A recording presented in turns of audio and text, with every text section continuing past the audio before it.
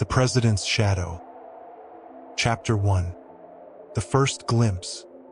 As the black SUV pulled up to the towering White House gates, Travis Parker, an agent from the CIA's elite Special Operations Group, knew something was wrong.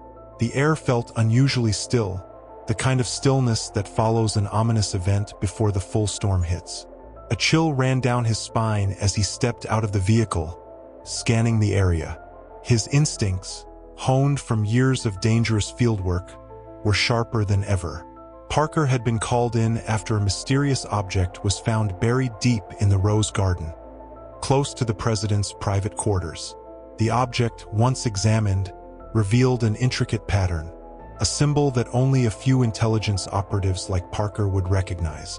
It was a mark tied to an underground group known only as the Shadows, a name whispered in the darkest corners of espionage circles for years. Their existence had been debated, their reach unproven until now. As he made his way through the secured grounds, the Secret Service officers exchanged quick, wary glances. They had no idea who the Shadows were, nor the threat they posed.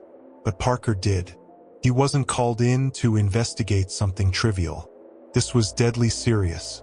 A few minutes later, Parker found himself standing before the Chief of Staff, Marjorie Phillips, who was pacing nervously in a dimly lit room deep within the White House.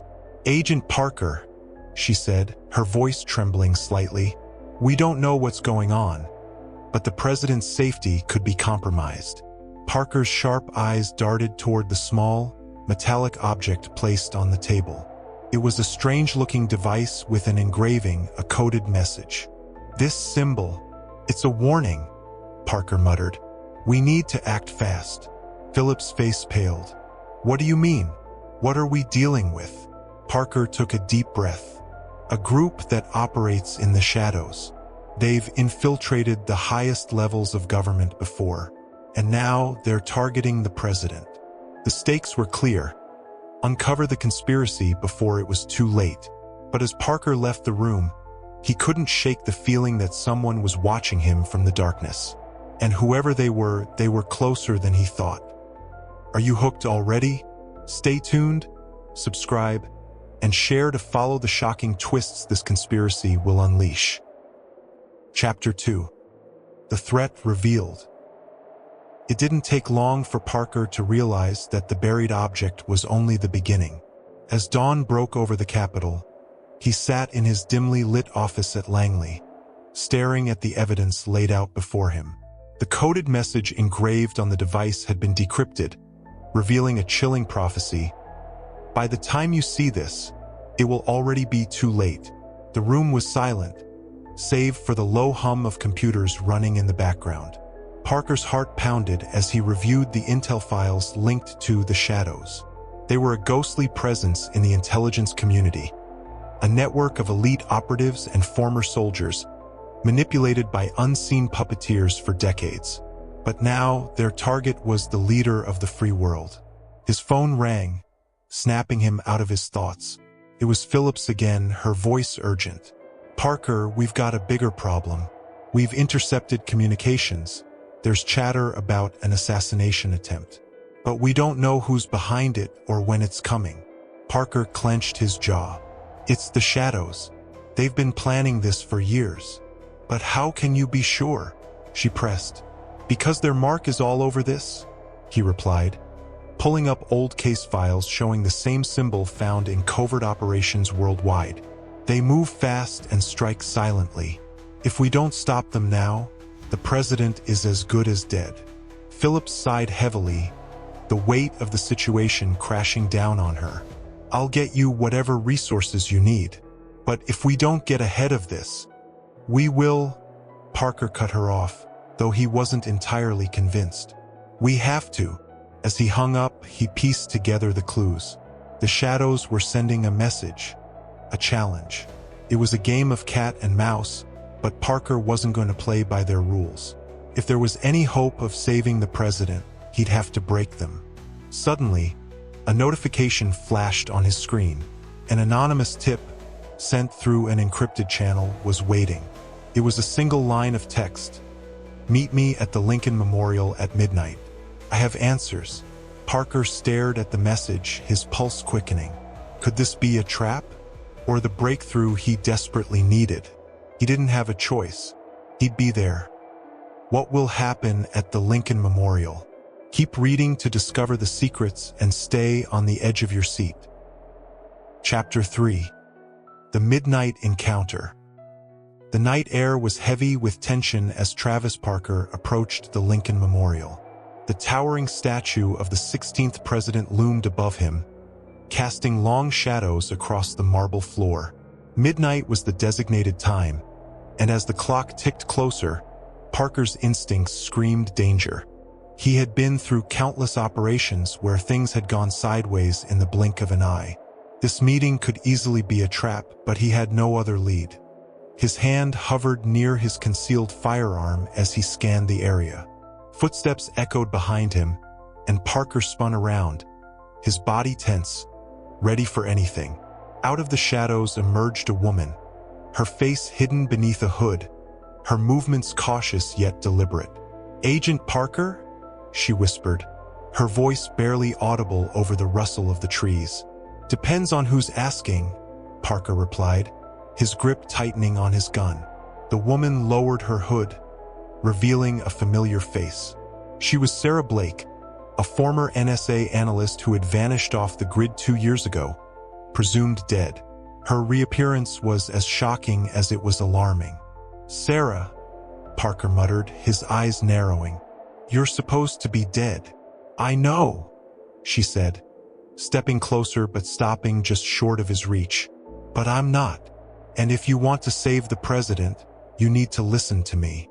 Parker hesitated. Blake had been a top analyst before her sudden disappearance, involved in some of the most classified operations in U.S. history. If anyone knew about the shadows, it would be her. But trusting her? That was another story. "I went underground after discovering the shadows' true intentions," she began, her voice low and urgent. "They aren't just after the president. Their reach is deeper, more dangerous than anyone knows. They've infiltrated the highest levels of government, manipulating decisions from behind the scenes for years. And now they're pulling the trigger." "What are they planning?" Parker demanded, his mind racing. "It's not just an assassination. They want to control the narrative. If the president dies, they'll install a puppet, someone they control. The attack is only the beginning. The real goal is complete domination." Parker clenched his jaw. The scope of the conspiracy was bigger than he'd feared. "Why are you telling me this now? Why didn't you come forward sooner?" Blake's eyes darkened. "Because no one would believe me. And even now, you can't trust anyone inside the system. The shadows have eyes and ears everywhere. But I found something. A weakness." Parker leaned in, his pulse quickening. "What kind of weakness?" "There's a faction within the shadows. Rogue members who don't agree with the group's leadership. They want out. I've made contact with one of them. He's willing to provide us with the location of the operation." "Where?" Parker pressed. Blake hesitated for a moment before answering. "An abandoned military bunker, deep in the Blue Ridge Mountains. Tomorrow night, but you'll need to move fast. They know you're onto them, and they're watching." Before Parker could respond, Blake tensed, her eyes darting to the side. "We're being watched." Parker's instincts flared as he caught a glimpse of a figure moving in the distance. In an instant, Blake pulled a small device from her pocket, pressed a button, and handed it to him. "Take this. It's a secure channel. I'll contact you with more information tomorrow." Without another word, she melted back into the shadows, disappearing as quickly as she had appeared. Parker was left standing alone in the darkness, the weight of the conspiracy pressing down on him.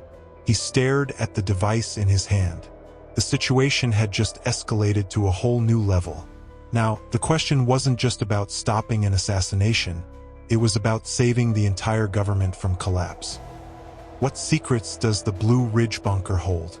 Stay tuned, subscribe, and share to see how deep this conspiracy goes. Chapter 4. The bunker's secret.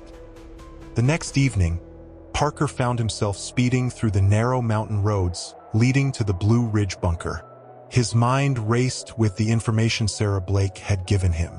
The Shadows had a weakness, and this rogue member could be the key to dismantling their entire operation. But the risks were immense. As the winding roads led him deeper into the forest, Parker's grip tightened on the steering wheel. The bunker, long abandoned after the Cold War, was nestled within a network of underground tunnels, perfect for a covert operation. If the Shadows were planning an attack, this was the place to stage it. His phone buzzed, and Parker glanced at the encrypted device Blake had given him. A message flashed across the screen: "You're almost there. Approach from the north entrance. It's less guarded." Parker veered off the main road, following the instructions. The trees thickened around him, and the light of the setting sun barely pierced through the canopy. After what felt like hours of navigating the dense forest, he spotted the entrance. The bunker was hidden beneath layers of moss and vegetation, its steel doors rusted but still intact. Parker parked a safe distance away, moving cautiously on foot toward the north entrance. He slipped through the shadows, his every sense alert. The place seemed deserted, but he knew better than to trust appearances. Suddenly, a low murmur of voices reached his ears. He crouched behind a fallen tree, scanning the area. 3 armed guards stood at the entrance, their weapons slung over their shoulders, their attention focused elsewhere. Parker's military training kicked in. He needed to get inside without alerting them. Silently, he circled around, using the trees as cover. A small service hatch, partially hidden by debris, caught his eye. It led into the bunker's ventilation system. Perfect. After ensuring the guards remained unaware of his presence, Parker pried the hatch open and slid inside. The narrow ducts were cramped, but they provided a clear path deeper into the facility. He crawled through the darkness, the sound of his breathing echoing in the confined space. After what felt like an eternity, he reached a larger chamber. Through the metal grates below, he could see figures gathered in the bunker's command center. Parker's heart pounded as he recognized some of the faces. High-ranking government officials, military leaders, people he had once trusted. And at the center of it all, a man he never thought he'd see again. Colonel Adrian Miles, a decorated war hero, now a traitor. Parker's blood ran cold. The conspiracy went deeper than he had imagined. Miles wasn't just a rogue agent, he was the mastermind behind the Shadows. Parker silently observed as Miles addressed the group. "We've come too far to stop now. The president will fall, and with him, this country will finally be ours to control." Parker's mind raced. The situation was worse than he'd thought. This wasn't just a coup, it was a full-scale takeover. How will Parker confront this shocking betrayal? Stay with us, subscribe, and share to uncover the truth behind Colonel Miles' treachery. Chapter 5. The Betrayal. Travis Parker's mind raced as he lay hidden in the ventilation shaft, his body tense, barely able to process the magnitude of the conspiracy unfolding below. Colonel Adrian Miles, a man Parker once idolized, stood at the heart of this treacherous plot. Miles had been a legend in military circles, decorated, fearless, seemingly loyal to his country. But now Parker saw the truth. Miles wasn't just betraying the president. He was orchestrating the takeover of the entire government. From his vantage point, Parker could hear Miles speaking to the group of conspirators. "Once the president is eliminated, we'll move quickly. The military's already compromised, our allies are in place. What's left of the opposition won't know what hit them." The room erupted in murmurs of agreement. Parker scanned the faces in the room, high-ranking officials, military brass, and civilians. They were all part of the Shadows, and their control stretched further than Parker had imagined. He had to act fast. The assassination was only hours away, and now he knew the players behind the plot. But how could he stop them all? His heart pounded as he considered his options. This was no longer just about stopping a single hit. It was about dismantling a conspiracy that had infiltrated the heart of the U.S. government. Parker quietly slipped back through the ventilation system, moving with practiced stealth. Once he was far enough from the bunker's central chamber, he pushed the grate open and slid into one of the side corridors. He needed to find a way to contact Sarah Blake and relay what he had discovered, but using the encrypted device now was too risky. The bunker had to be equipped with surveillance, and any signal could give away his location. As he crept deeper into the facility, Parker's thoughts turned to Colonel Miles. How had a man so revered become the architect of this sinister plot? And how many others had he corrupted along the way? Suddenly, a voice crackled over the bunker's intercom system, pulling Parker from his thoughts. "Attention all personnel. Operation Nightfall will commence in 3 hours. Prepare for final briefing." Operation Nightfall, the code name for the assassination. Parker's window of opportunity was closing fast. He had to move, and he had to move now. He found his way to a small control room, its door slightly ajar. Inside, rows of monitors displayed various sections of the bunker, including a live feed of the command center. Miles and his conspirators were still gathered, finalizing their plans. Parker quickly disabled the security cameras in the northern corridor, where he had entered the bunker. He needed to create a distraction, something that would force Miles and the others to redirect their focus long enough for Parker to find a way out and alert the authorities. Just as he prepared to sabotage the main power grid, he heard footsteps approaching. His hand hovered over his gun, but before he could react, a familiar voice whispered from behind him. "Parker." He spun around, gun raised, only to lower it immediately. Sarah Blake stood in the doorway, her eyes locked on his. "How did you?" Parker began, but she cut him off. "I couldn't leave you to handle this alone," she said, stepping inside and closing the door behind her. "We're running out of time." Parker nodded, his mind racing. Miles is behind it all. He's planning to take out the president within hours. And it's not just an assassination. They're seizing control of the government. Blake's expression darkened. "I suspected as much. The rogue faction I mentioned, they were once loyal to Miles. But even they didn't know the full extent of his plans." "We need to stop this now," Parker said. "We've got 3 hours." Blake pulled a small device from her pocket and handed it to him. "This is a direct line to a secure channel I've established. Use it to contact the president's detail. They're the only ones who can stop the assassination in time." Parker hesitated. "What about Miles? We can't just let him walk away from this." Blake's gaze hardened. "We won't. But right now, saving the president is our priority. Miles will get what's coming to him. Trust me." Parker took the device and activated the secure channel, relaying the critical information to the president's security team. The response was immediate. Agents were being mobilized, but it was clear that time was running out. As the connection closed, Parker turned to Blake. "We've done what we can. Now it's time to face Miles." Blake nodded. "Let's end this." They moved quickly through the bunker's corridors, making their way back to the command center. The sound of boots echoed through the halls as more personnel began to mobilize for Operation Nightfall. Parker and Blake would have to act fast. As they reached the entrance to the command center, Parker took a deep breath. This was it, the confrontation he had been dreading. But he couldn't hesitate now. The fate of the country rested on what happened next. Can Parker and Blake stop Miles in time? Don't miss the thrilling final showdown. Subscribe, share, and see how this gripping conspiracy unfolds. Chapter 6. The Final Showdown. Parker and Blake slipped into the command center unnoticed, taking cover behind a row of machinery as the final preparations for Operation Nightfall were underway.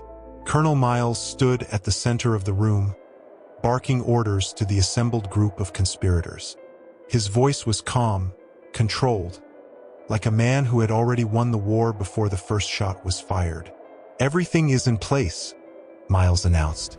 Once the president falls, we move swiftly. Control will shift seamlessly, and no one will dare challenge us. Parker's hand tightened around his weapon. It was time to make their move. Blake caught his eye and nodded. Together, they stepped out of the shadows, weapons drawn. "Not so fast, Colonel," Parker called out, his voice cutting through the tense air. Miles turned slowly, a smirk forming on his face as he saw who stood before him. "Parker, I should have known you'd come. You've always been the loyal soldier." Parker's eyes blazed with anger. "Loyal to my country, not to traitors like you." The room erupted into chaos. Miles' men drew their weapons, but Blake was faster, disarming two of them with a well-placed shot. Parker advanced toward Miles, his gun trained on the colonel's chest. "You won't get away with this," Parker growled. "The president is safe, and your operation is over." Miles chuckled, his calm demeanor unshaken. "You think you've won, Parker? This was never about just one man. The shadows are bigger than you can imagine. Even if I fall, others will rise in my place." "You're wrong," Parker snapped. "It ends tonight." Without hesitation, he lunged at Miles, tackling him to the ground. The two men struggled in a vicious hand-to-hand fight, their military training turning the confrontation into a brutal clash of force and skill. Parker could feel Miles' strength, but his fury fueled him. This betrayal had to end. As they fought, Blake kept the other conspirators at bay, her sharp aim taking down anyone who dared get too close. But time was running out. The countdown to Operation Nightfall continued in the background. With one final surge of strength, Parker slammed Miles into the ground, pinning him down. "It's over," he said, panting. Miles glared up at him, his face twisted in defiance. "You can stop me, Parker, but you'll never stop the shadows." Parker didn't respond. He knew Miles was wrong. This time they had won. As backup stormed the room, Parker rose, handcuffing the colonel as the president's security forces took control of the situation. Miles and his conspirators were led away, their plot foiled. Blake approached Parker, her expression weary but relieved. "We did it," she said softly. Parker nodded, though his mind was already turning to the future. The shadows might have been defeated today, but he knew their reach extended further than he could imagine. And somewhere, others were already plotting their next move. But for now, the president was safe. And that was a victory. The end. If you enjoyed our story, subscribe to our channel and turn on notifications.